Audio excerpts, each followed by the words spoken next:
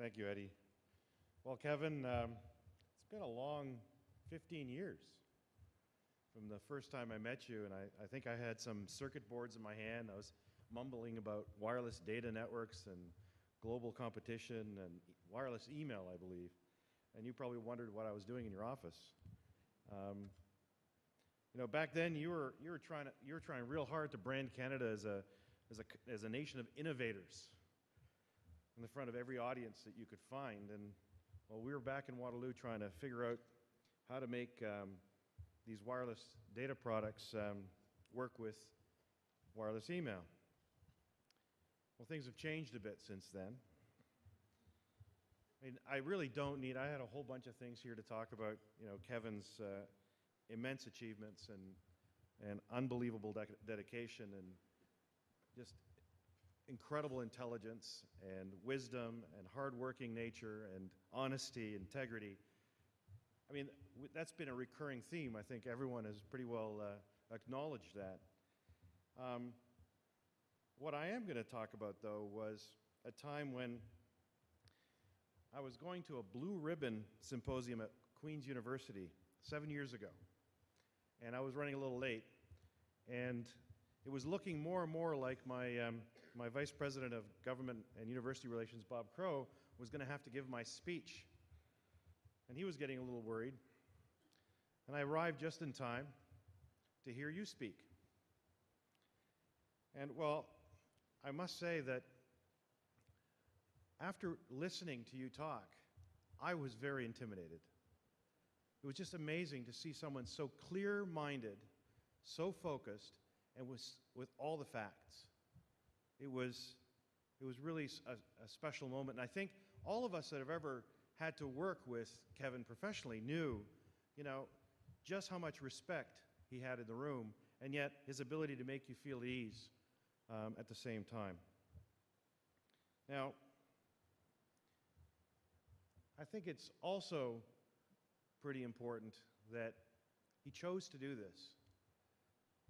All of you choose to do this. This is important. I'm sure you don't do it for the super high pay or the stock options. But he chose to do this. And I can tell you that, there are a couple reasons, I think, that he chose to do this. One of them is it's work that needs to get done. That's a pretty important reason. But I think the more important one is because he knew that it was the right thing to do. And all these great things that he did were based on fact, but he did them because they were the right thing to do. And they've just set Canada up beautifully in today's highly competitive and very challenging environment. It's amazing to see the work that he's done and the inspiration that he's given to others has positioned Canada in just an incredible place. Now, I can tell you something, Kevin. All that work you did, all that work to make sure that we had the right resources, that we had the right education systems, the right investments, the right infrastructure, we were investing in the right areas, that we were hiring and recruiting the best from around the world, and we were putting them to good work by supporting their research with the equipment they needed and the postdocs they needed.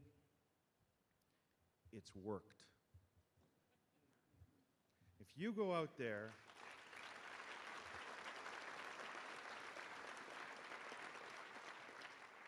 Canada has changed in those 15 years, Kevin.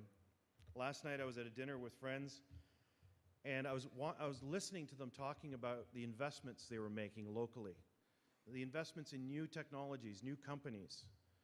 I was seeing seasoned business people going back and starting brand new companies from the ground up, taking a risk, investing. This was not something that happened 15 years ago in my community. I can tell you that in the 6 years that I was Chancellor of the University of Waterloo, I watched our PhD graduates go and multiply by 3 in just 6 years. So we had 3 times as many PhDs graduating over that 6-year period, which, by the way, was very much influenced by the investments that you made and the challenge that you gave us. But the most important thing that I think happened was that the nation's culture had changed. I listened to those children when they graduated. I listened to them talking about going to work for a whole bunch of for a whole bunch of American companies in my first year as chancellor. In my last year of chancellor, I heard a whole bunch of those students wanting to stay in Canada and work for Canadian companies, but more importantly, they were starting their own. It's been a major transformation, Kevin, and you've been a very big part of it. Thank you very much.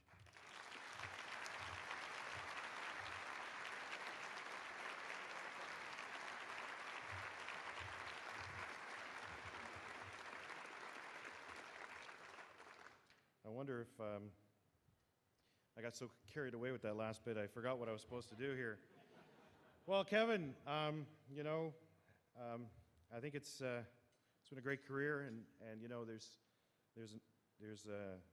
someone else that's going to come in, and he's going to have some big shoes to fill, and I'm sure that he will. I'd like to. It's my pleasure to introduce the next speaker, who has succeeded Kevin Lynch as Clerk of the Privy Council.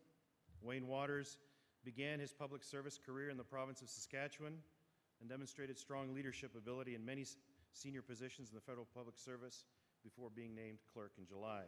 I'd like now to call Wayne to make a few remarks.